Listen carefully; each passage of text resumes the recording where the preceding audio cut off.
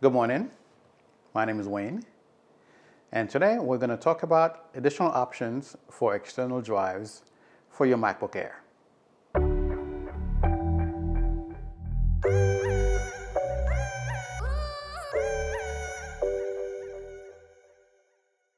Today we're going to talk about the Cable Matters external enclosure for SATA drives.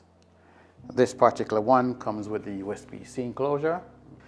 We're going to pop a drive in, test her out, and see how she performs. Most of us probably have a couple of SATA drives laying around from our desktop PCs that we want to repurpose now that we've gotten a laptop.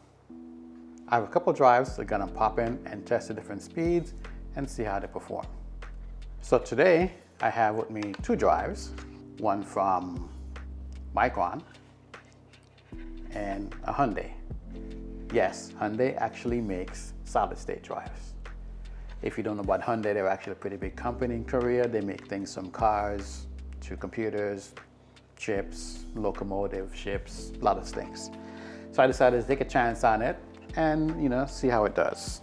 The speeds aren't going to be too far off, and we'll do a Blackmagic speed test to show what the speeds we get with each drives. Having an external enclosure to take around with you when you are traveling makes sense, especially if you have a small machine and you don't have a lot of hard drive space. For me, I would utilize these for backup purposes, not for work, but it can be for most day-to-day stuff. But for video and so on, I prefer something a little bit faster. So let's test the speed and see what we get out of it. Now that we have the drive plugged in, we're going to do a speed test using the Blackmagic for our disk speed test. So we'll select the drive, and here we go. So we'll let it get past the first couple of tests just to let it warm up. Now, when you think about external drives for travel, you want to get something that's going to be power efficient. And SATA drives don't use a lot of power. However, the enclosures are a little bit on the larger side. That being said, today you can find them up to 4 terabytes in capacity, and I'm probably going to pick up one of those just to use my backups, because I do have stuff on my old PCs which I'm going to end up selling, and I want to get rid of those and kind of consolidate them into bigger drives.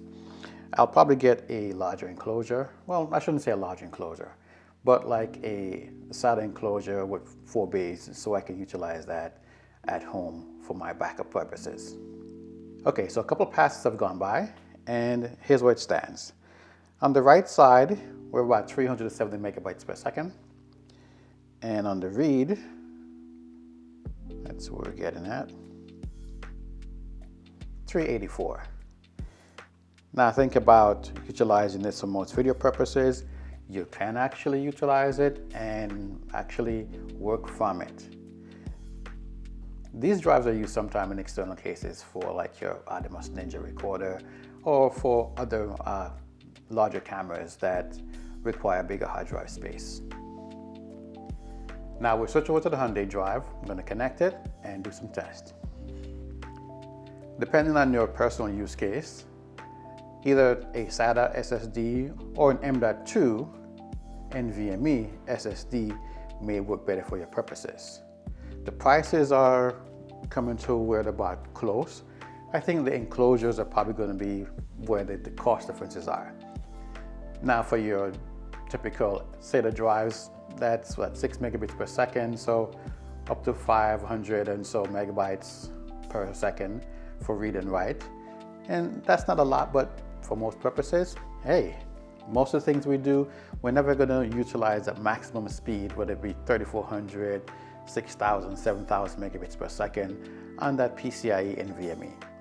So keep in mind when you're shopping, do you really need it? You probably don't. For your hard drives, for your desktop machines, yeah, they'll take advantage of those speeds. But again, for most uses, you're not going to see the speeds. Okay, so we now have some results. So we're looking at 363 on the write and about 360 on the read. So not far off. Now, keep in mind, I've had these drives for a number of years. They're not the latest and greatest. So as technology moves on and new drives come out, they're going to be faster. I'm looking to pick up one of the new Samsung 850 QVO or 870? It's probably 870. I want to test one of those out and see how it performs.